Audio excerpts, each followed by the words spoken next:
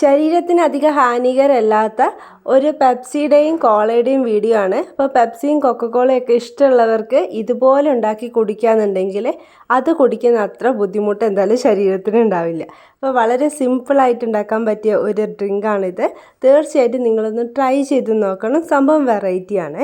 അതിൻ്റെ കൂടെ തന്നെ ഞാനൊരു പ്രോഡക്റ്റ് പരിചയപ്പെടുത്താം.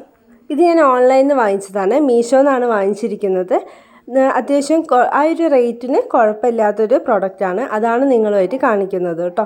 100 രൂപയ്ക്കാണ് വാങ്ങിച്ചത്. ഇതുപോലത്തെ 10 പീസ് ഉണ്ട്. പിന്നെ ഇതിൻ്റെ ഹൂക്ക് വരുന്നത് ഇരുമ്പിലാണ്.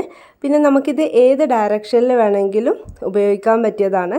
ഇപ്പം ഡ്രസ്സൊക്കെ ഒന്ന് ഹാങ് ചെയ്ത് വെക്കണം തോന്നുന്നു, ഷർട്ടൊക്കെ ഹാങ് ചെയ്യണമെന്നുണ്ടെങ്കിൽ ഇതുപോലെ വാതിലിൻ്റെ പിറകിലൊക്കെ ആയിട്ട് ഇങ്ങനെ ഒട്ടിച്ചു കൊടുത്താൽ മതി. ഇപ്പോൾ ടവലോ അങ്ങനെ വെയിറ്റ് ഇല്ലാത്ത എന്തും നമുക്കിതിൽ ഇതുപോലെ ഹാങ് ചെയ്ത് വെക്കാൻ പറ്റും കേട്ടോ. അപ്പോൾ സംഭവം കുഴപ്പമില്ല. നമ്മൾ അടുക്കളയിൽ ഇതുപോലെ കൈ തുടയ്ക്കാനുള്ള തുണിയൊക്കെ ഇങ്ങനെ ഹാങ് ചെയ്ത് വെക്കാം. ഇതിൻ്റെ ലിങ്ക് ഞാൻ കമൻറ്റ് ബോക്സിൽ കൊടുത്തേക്കാം. ഇനി പെപ്സി തയ്യാറാക്കാം. അതിനായിട്ട് അടികട്ടിയുള്ളൊരു പാത്രം എടുക്കുക. അതിലേക്ക് പഞ്ചസാര ചേർത്ത് കൊടുക്കുക. ഞാനിവിടെ 4 ടേബിൾ സ്പൂൺ പഞ്ചസാര ചേർത്തിട്ടുണ്ട്. അത് മീഡിയം ഫ്ലെയിമിലിട്ട് ഇതുപോലെ കാരമലൈസ് ചെയ്യണം. ഈ ഒരു ടൈമിൽ നമ്മൾ സ്പൂണൊന്നും വെച്ച് അധികം ഇളക്കരുത്. ഇതുപോലെ എല്ലാം മെൽറ്റ് ആയതിന് ശേഷം മാത്രം ഇളക്കി കൊടുക്കുകയെന്നുണ്ടെങ്കിൽ ഇത് പെട്ടെന്നായി കിട്ടും കേട്ടോ. പെട്ടെന്ന് തയ്യാറാക്കാൻ വേണ്ടിയിട്ട് ഹൈ ഫ്ലെയിമിലൊന്നും വെച്ചേക്കരുത്, മീഡിയം ഫ്ലെയിമിൽ തന്നെ വെക്കുക. അതിൻ്റെ അടുത്ത് തന്നെ നിൽക്കുക. കരിഞ്ഞ് പോവാതെ ശ്രദ്ധിക്കുക. ഇതുപോലൊരു കോഫി ബ്രൗൺ കളർ ആവുന്ന സമയത്ത് നമുക്കിതിലേക്ക് 1 ഗ്ലാസ് വെള്ളം ഒഴിച്ചു കൊടുക്കുന്നുണ്ട്. ഇനി ഇതെല്ലാം നന്നായിട്ട് മിക്സായി വരണം. അത് വെള്ളം തിളയ്ക്കുന്ന ഒരു ടൈമിൽ ഓട്ടോമാറ്റിക്കായിട്ട് ഇതെല്ലാം കൂടി മിക്സ് ആയിക്കോളും. ഈ ഒരു ടൈമിൽ നമുക്ക് സ്പൂൺ വെച്ചിട്ടൊക്കെ ഇളക്കി കൊടുക്കുക. ഇനി ഇതിലേക്ക് ചെറുനാരങ്ങ ചേർത്ത് കൊടുക്കണം. ഇതുപോലെ റൗണ്ടായി കട്ട് ചെയ്ത് ചെറുനാരങ്ങയുടെ 2 പീസ് മാത്രം ഇതിലേക്ക് ഇട്ട് കൊടുക്കുക. ഈ ഒരു ടൈമിലൊക്കെ വേണമെന്നുണ്ടെങ്കിൽ ഫ്ലെയിം ഹൈ ഫ്ലെയിമിലോട്ടേക്ക് മാറ്റി കൊടുക്കുക. പിന്നെ ചെറിയൊരു കഷ്ണം പട്ട ഇട്ട് കൊടുത്തിട്ടുണ്ട്. ഗ്രാമ്പൂ ഉണ്ടെങ്കിൽ 1 ഗ്രാമ്പൂവും കൂടി ചേർത്ത് കൊടുക്കുക. ഇനി ഇതൊക്കെ നന്നായിട്ട് തിളക്കട്ടെ. ആ ഒരു ടൈമിൽ തന്നെ നമുക്കിതിലേക്ക് ചായപ്പൊടി ചേർത്ത് കൊടുക്കാം. അത് ഏകദേശം 1 ടീസ്പൂണാണ് ചേർത്ത് കൊടുത്തിട്ടുള്ളത്. അതും കൂടിയിട്ട് നന്നായിട്ട് ഇത് മിക്സ് ചെയ്ത് വരട്ടെ. അപ്പോഴേക്കും നമുക്കിതിലേക്ക് പഞ്ചസാര ചേർത്ത് കൊടുക്കണം. ഞാനിവിടെ 3 ടേബിൾ സ്പൂൺ പഞ്ചസാര ചേർത്ത് കൊടുക്കുന്നുണ്ട്. ഇനി നന്നായിട്ട് ഇത് തിളച്ച് ഒന്ന് കുറുകി വരുന്ന ഒരു ടൈമിൽ നമുക്ക് ഫ്ലെയിം ഓഫ് ചെയ്യാം.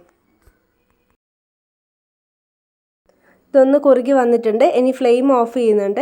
ഇനി നമുക്കിതൊരു അരിപ്പ വെച്ച് അരിച്ചതിന് ശേഷം മാറ്റി വെക്കുക. തണുത്തതിന് ശേഷം മാത്രമാണ് ഇനി ബാക്കി പരിപാടികൾ.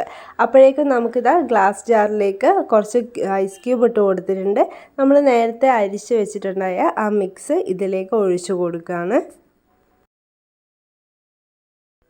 ഇനി ഇതിലേക്ക് ഇതിൻ്റെ അടുത്തൊരു മെയിൻ ഇൻഗ്രീഡിയൻറ്റ് ചേർത്ത് കൊടുക്കാം. അത് സോഡയാണ്. അപ്പം നോർമൽ സോഡ. അതില്ലാതെ നമുക്ക് എന്തായാലും ഇതിൻ്റെ ഒരു എക്സാക്റ്റ് ടേസ്റ്റ് എന്തായാലും ഉണ്ടാവില്ല. അപ്പോൾ അതുകൊണ്ട് സോഡ എന്തായാലും നിർബന്ധമായിട്ട് ചേർത്തേ പറ്റുള്ളൂ. പക്ഷേ നമ്മൾ കടയിൽ നിന്ന് വാങ്ങിക്കുന്ന പെപ്സിയും കോളയൊക്കെ ഉണ്ടല്ലോ, അത് കുടിക്കുന്നതിൻ്റെ അത്ര ബുദ്ധിമുട്ട് എന്തായാലും ശരീരത്തിന് വരാൻ പോകുന്നില്ല ഇത് കുടിക്കുകയാണെന്നുണ്ടെങ്കിൽ.